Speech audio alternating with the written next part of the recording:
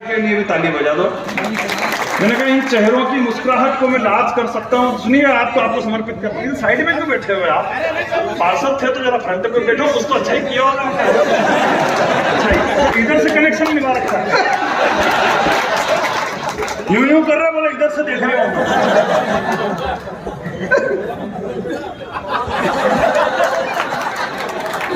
सुना, आपको समर्पित करता हूँ कि इस जमाने में मोहब्बत यूं ही नहीं बदनाम है। आप इधर से एकदम मत मिला, कुछ नहीं होना है।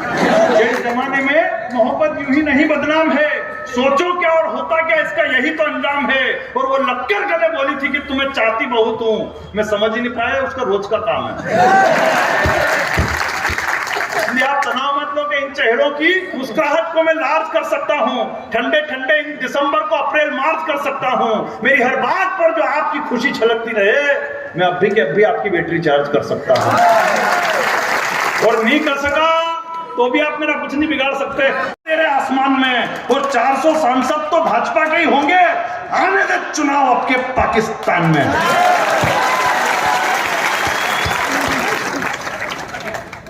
350 तो कुछ सीटें हैं उसके पास, और 400 पे तालियां बजा रहे हो। थोड़ी बहुत जानकारी भी रखा करो, हर बात मेरी मत माना करो। आशा ही कह रहा हूं, मुझे आप केवल 10 मिनट देना, 15 मिनट सुनाऊंगा, 20 मिनट में बैठ जाऊंगा। ये बात मैं हर आधे घंटे में बताता रहूंगा जब तक कि मेरा 1 घंटा पूरा नहीं हो जाता। देखो, उद्देश्य पूरा होना चाहिए, जिस उद्देश्य से आए वो उद्देश्य पूरा होना चाहिए। पर ये बात हमने भगवान श्री राम से सीखी है। मानिए, मेरे सामने भगवा दुपट्टे बैठे हुए हैं, मेरा एक उद्देश्य पूरा हुआ। मैंने कभी भी सरकार को 20 रुपए टमाटर के लिए बटन नहीं दबाया था। मैंने दबाया था कि मेरे प्रभु श्री राम का भव्य मंदिर बने। मेरा वो उद्देश्य पूरा हुआ कि तीनों ही लोक में रघुकुल का ऊंचा नाम कर दिया। लिया अवतार जिस देश से वो पूरा काम कर दिया। भगवान श्री राम के तो चरण ही अपने आप में कमाल है। कौशल्या के आंगन में रखा, प्रजा भक्त हो गई। अहिल्या की शिला पर रखा, श्राप मुक्त हो गई। मिथिला के स्वयंवर में पहुंचे, सीता राम में लीन हो गई। दंडकारण्य वन में पहुंचे, धरती असुरों से विहीन हो गई। निषाद रात की कुटिया में पहुंचे, मित्रता पार हो गई। केवट की नैया पर बैठे, भवसागर के पार हो गई। सबरी की कुटिया में पहुंचे, असुरों की धारा उमड़ गई। हनुमान की हथेली पर रखा, भक्त की कीर्ति दुनिया में बढ़ गई। सागर के तट पर रखा, रामेश्वरम की नींव उड़ गई। लंका की धरा पर रखा, लंकेश की नींद उड़ गई। और आखिरी लाइन पर संवेद कालिया उठे कि जो रखा कदम लॉकडाउन में दूरदर्शन पर, तो उस गरीब की टीआरपी बढ़ गई। जो रखा कदम लॉकडाउन में दूरदर्शन पर, तो उस गरीब की टीआरपी बढ़ गई। वो जब आदमी बता रहे थे, आप कोविड की बात बता, कोविड के टाइम पे जब रामायण आ रही थी दूरदर्शन पे, मेरे पड़ोस में बुआ जी है, वो बोले भला हो इस कोरोना का जो राम जी के दर्शन करा दिए। मैंने कहा, बुआ जी ये तो अच्छा रहा आपको कोरोना हुआ नहीं, वरना यमराज के भी हो सकते थे। कोविड के टाइम पे तो कहीं, हमें टाइम भी बताते रहना, कोविड के टाइम पे तो कई तरीके की स्थिति हुई। जब फुल लॉकडाउन लगा हुआ था, ऐसी संस्थाएं काम कर रही थी। मैंने जब फुल लॉकडाउन लगा था, नवरात्रि आई थी, मैंने भी हिम्मत करी। मैंने कहा आज कुछ भी हो जाए, माता जी के दर्शन करके छोड़ूंगा, कुछ भी हो जाए। मैं घर से बाहर निकला, हमारे गांधी चौराहे पे 2 लट्ठे पड़े पुलिस वालों के, लेकिन कॉन्फिडेंस का कभी हिम्मत नहीं आ रही। आखिर माता जी के मंदिर में पहुंचा। जैसे ही मंदिर में पहुंचा, माता जी मंदिर में थे ही नहीं। बाद में मैंने कहा चलो हमारे पशुपतिनाथ के मंदिर है, मैंने कहा उनके दर्शन कर लो, वो भी मंदिर में नहीं। फिर हमारा बस स्टैंड पे बालाजी का मंदिर है, मैंने कहा चलो उनके दर्शन कर लो, बालाजी भी मंदिर में नहीं। आखिर गांधी चौराहे पे 2 लट्ठे पड़े और वापस घर पहुंचा। बाद में जैसे अनलॉक हुआ तो मैं शिकायत लेके माताजी के पास पहुंचा। मैंने कहा माताजी, मैं 2 लट्ठे खा के आपके दर्शन करने आया था और आपने मुझे दर्शन नहीं दिए। तो माताजी बोले कि बेटा फुल लॉकडाउन लगा हुआ था, किसी के भी घर में रुपये पैसे की कोई कमी नहीं आ जाए, इसलिए मैं लक्ष्मी का रूप धारण करके लोगों के घरों में विचरण करने चला गया। उसके बाद फिर मैं पशुपतिनाथ के पास पहुंचा। मैंने कहा पशुपतिनाथ, भोलेनाथ जी, मैं 2 लट्ठे खा के आपके दर्शन करने आया और आपने मुझे दर्शन नहीं दिए। तो भोलेनाथ जी बोले कि बेटा मैंने सर पे गंगा विराजित कर रखी है, किसी के भी घर में पानी वानी की कोई कमी नहीं आ जाए, इसलिए मैंने नगर पालिका का काम संभाल रखा था।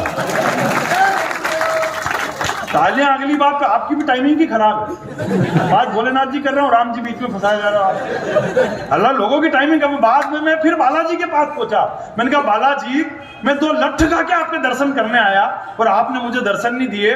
तो बालाजी बोले कि बेटा जो गांधी चौराहे पे तेरे 2 लट्ठे पड़े थे नहीं,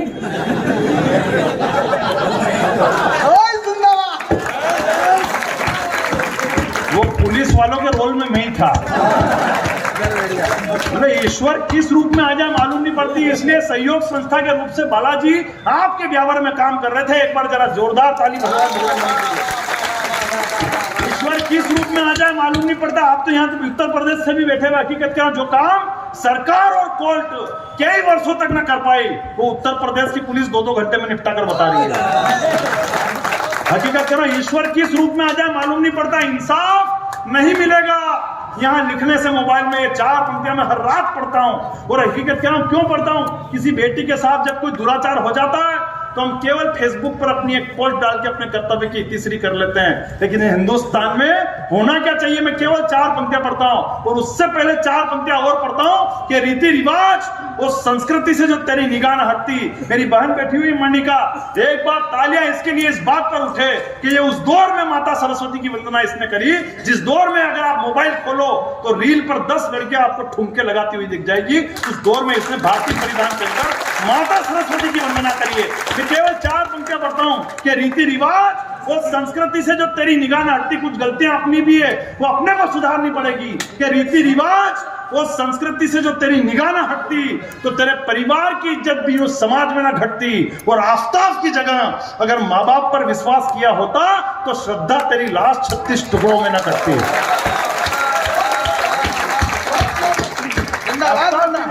माँ बाप पर विश्वास किया जाता। और अगर ऐसा होता है तो हिंदुस्तान में क्या होना, किसी बेटी के साथ जब कोई दुराचार हो जाता है तो हम केवल फेसबुक पर अपनी एक पोस्ट डाल के अपने कर्तव्य की तीसरी कर लेते हैं। लेकिन इस हिंदुस्तान में अब होना क्या चाहिए, मैं 4 पंक्तियां पढ़ता हूं, ब्यावर की बड़ी तालियां देखना चाहता हूं कि इंसाफ नहीं मिलेगा यहां लिखने से मोबाइल में। अब वही करना है जो होता है अरब और इजराइल में। और चाहते हो कि सुरक्षित रहे बेटियां इस देश में तो बलात्कारियों को निपटा दो हैदराबाद स्टाइल में।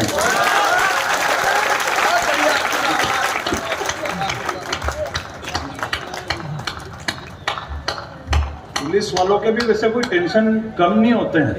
फोन आएगा कि भेड़िया खेत की वागड़ पे बैठा आके गिरफ्तार करो। नहीं, ये अगर ढिल्ले ढिल्ले पहुंचे ने भेड़िया निपट ले तो वाह, वो क्या और ज्यादा टेंशन, उसको भी लोन सबूत भी तो को। वो तालियां तो अगली बात तो बजाना कि वो अगर थाने पे जाए बात नट जाए तो ये मेरी है ही नहीं।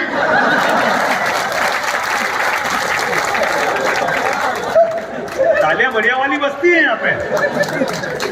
देखिए मत, पुलिस वालों के कितनी टेंशन होती है यार। हकीकत जो है जो पुलिस वालों को लगा, हमारे मंदसौर में तो जगह जगह कैमरे लगे हुए, बस स्टैंड पे कैमरा, रेलवे स्टेशन पे कैमरा, गांधी चौराहे पे कैमरा। तो और ज्यादा पुलिस वालों की टेंशन खड़ी हो गई। वो एक मंचले बेवड़े ने फोन लगा दिया थाने पे, बोले सर वो बस स्टैंड का कैमरा चालू है क्या? बोले हाँ चालू है, क्या हो गया वहां पे? बोले सर वो पुलिस वाले खड़े हैं क्या? बोले हाँ खड़े, क्या हो गया वहां पे? बोले नहीं वो उज्जैन की बस खड़ी के निकल गई, बता दो जरा सा। बोला हंसने के लिए हिंदुस्तान में कहीं जाने की जरूरत नहीं पड़ती। और वैसे भी गीता के 19वें अध्याय में लिखा है, यदि तुम ब्रह्मांडस्य कस्य चित्ति प्राणिनाम हसितुम शक्नोति तत्वा बृहद्दाय कविनाम सम्मेलनम करिष्यामि। नहीं, आपको इसका मतलब मालूम है? नहीं मालूम है तो क्यों हंस रहे हो, मैं बता रहा हूं नहीं। हालांकि देखो मालूम तो मेरे को भी नहीं है, ये तो मैंने कहीं पढ़ा था, मन के पढ़ो तो जैसा होगा वैसे निपटेंगे। तो फिर बाद में दादा ने मेरे को बताया, बोले बेटा गीता के 19 अध्याय होते ही नहीं 18 भी खत्म हो जाती है। तो हालांकि देखो मेरे को गीता का नॉलेज भी होता तो मेरे को कौन सी पंडिताई करनी थी। और बहुत सी बार जो आजकल पंडिताई करते हैं उनको भी नॉलेज नहीं होता। मेरे मोहल्ले में राम कथा हुई, पंडित जी ने वृतांत सुनाया, बोले हनुमान जी श्रीलंका के अंदर कूदे और रावण की धोती धू धू करके जलने लगी। तो मैंने कहा पंडित जी ये वाला वृतांत तो मैंने कभी सुना ही नहीं। तो पंडित जी ने तुरंत डैमेज कंट्रोल किया, बोले नहीं बेटा आग तो हनुमान जी की पूंछ में ही लगी थी, रावण की धोती तो धोखे ने तार पर सुखा रखी थी, उसने आग पकड़ ली। बोले अपने यहाँ डैमेज कंट्रोल करने के मामले में, और विधायक जी बैठे मैंने बताया अपने यहाँ डैमेज कंट्रोल करने के मामले में सब आगे। ये कवि जितने बैठे हैं ये कोई कम थोड़ी है डैमेज कंट्रोल करने में, ये सारे कवि डैमेज कंट्रोल करने का। बंद कर दो यार, भाई साहब बहुत मेहनत आके चमका के जाता है।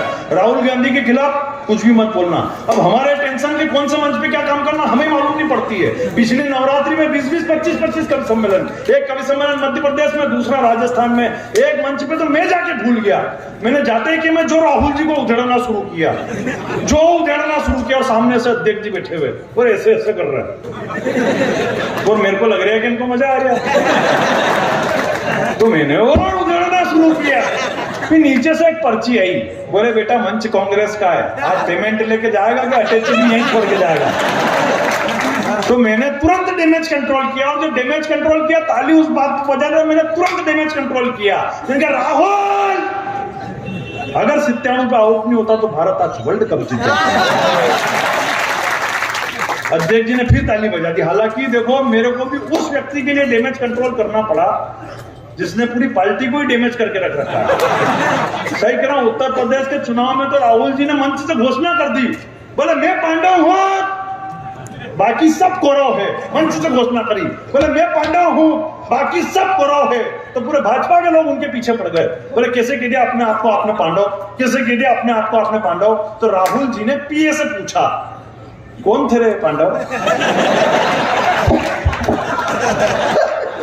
तेने बुलवा तो दिया मेरे से, अब मेरे को तो ध्यान ही नहीं कौन थे पांडव।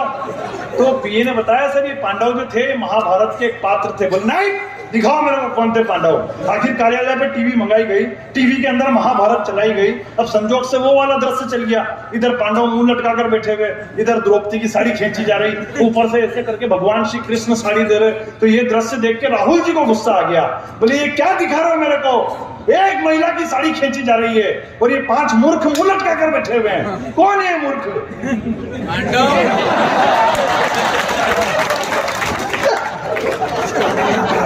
तो वो पीए ने बताया सर यही पांडव है। तो बोले वहां तो फिर उधर के आदमी का नाम लेने के लिए बोलता था, बोले सर वो कौरव है उन्हीं का आदमी तो खींच रहे हैं। तो ब्यावर वालों तालियां तो अगली बात तो बजा देना बड़ी वाली। वो बोले कि वहां तो फिर वो जो ऊपर से साड़ी दे रहे हैं उनका नाम लेने के लिए बोल देते। बोले सर वो पूरी दुनिया के सम्राट है, आपके एक के फोड़े पड़ रहे, उनके 16,000 एक तो ना आते।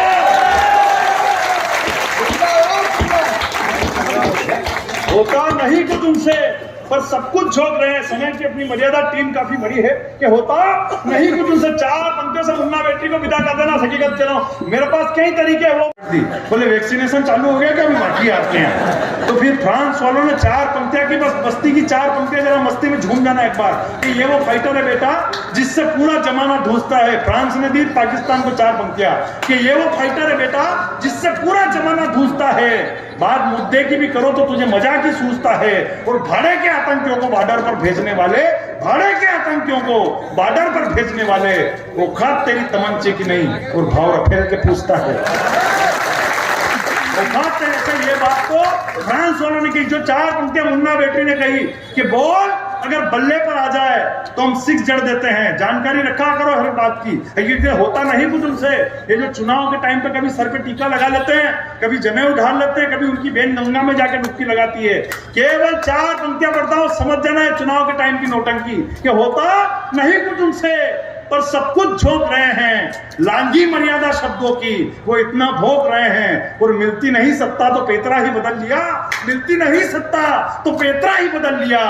कल मजार धोक रहे थे, आज मंदिर धोक रहे हैं।